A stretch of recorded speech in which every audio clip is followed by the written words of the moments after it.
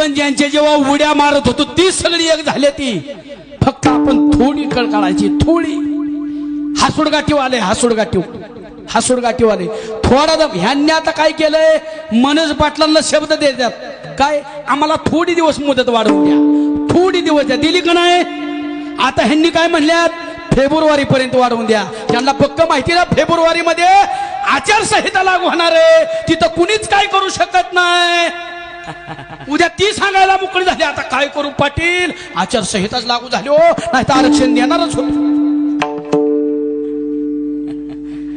पळवाट काढायची ह्यांना. मला सांगायचंय, मराठ्यांची ताकद दाखवून द्या, सरकारला ताकद दाखवून द्या. आणि आरक्षण मिळवत असताना पहिल्यांदा तुम्हाला सांगतोय, पहिल्यांदा एक तर आपल्यात कोणी बोललंच नाही. मी भाषण ऐकली काय काय पुढाऱ्यांची, अरे जरांगे आमच्या हातात